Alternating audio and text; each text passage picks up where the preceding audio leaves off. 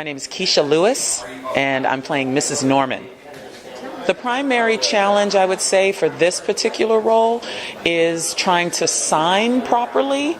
I learned sign language when I was a child, but sign language, just like all language, changes. And so the language has become a little different, so it's been a little challenging learning that. I think the challenge, if anything, and I can't really speak to it because I'm not the director, was to find someone who was perfect for this role. And also to find someone who could play James Leeds, who Joshua Jackson plays, who is able to sign and speak and interpret all at the same time during the course of the play. Well, my name is Josh Jackson, and I'm playing James Leeds in Children of a Lesser God. The biggest technical challenge was just learning the language, right? Learning sign language, and learning it, becoming fluent enough in signed English that I could not only communicate but be able to perform in a new language, so that's hard. And then telling any story is challenging, and really giving yourself over and you know, making yourself available to go to the uncomfortable places to properly tell a story. And this story is beautiful and heartbreaking and challenging, so like just having the availability to do all that. The fates. But I think having had a chance now to put it in front of an audience, obviously not a New York audience, which is a different animal, but I think people aren't quite prepared for how emotionally impactful the journey is between these two people and how engaged you become in their story, so that by the time you get to the heart-rending places, it surprised me, and I even, and I wanted it to be this way, it surprised me how impactful it was by the end of it, and how, even though the play is set in the late 1970s, how current the topics feel. I mean, love never goes out of fashion, so that's all that. My name is Lauren Ridloff, and I am playing the role of Sarah, the woman who cleans at the school. The story is about communication and understanding each other. So I think the audience will share a similar experience with the people that are in the story. They'll identify with it and know that people struggle sometimes because of communication.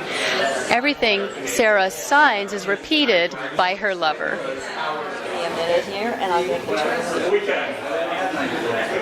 But it's also, metaphorically, it reminds us of the fact that we need to listen to each other.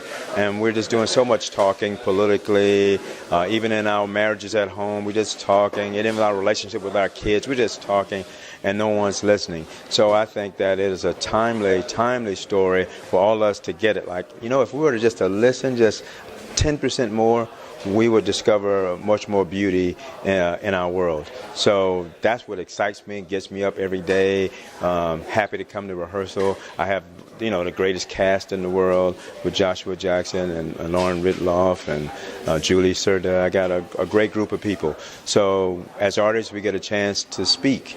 And Mark Medoff has written a wonderful play that's a true classic. So we'll see what it means to this generation. Okay.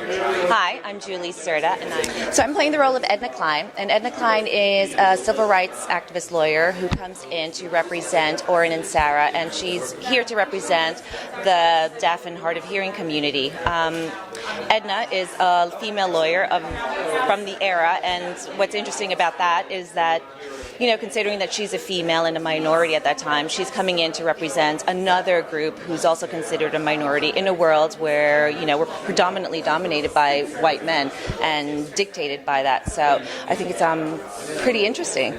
So Edna has a lot of challenges. She does. And, she's the one character in this entire production who's outside of the deaf community. And so she makes a lot of naive assumptions that we as a group people who probably aren't privy or haven't been exposed to the deaf or hard of hearing community. She does it naively, and I think along the way she's learning and she's growing and she's trying to empathize with the community as well. I'm John McGinty, and I play the role of Oren Dillis in the play. And what is he about? He's about deaf power. He's an advocate. He's a very important character in the play. He's a deaf advocate, and his objective in the play is really to make sure that all the deaf and hard of hearing community have equal access to society, especially in terms of employment. After reading the script, I thought, oh my God, I really have to learn 2 languages at the same time. I have to speak and sign at the same time, which means that English and ASL are working at the same time. It's 2 different languages. And as you know, my personality is, a quiet person, and the character actually helped me become more brave about speaking up and more courageous.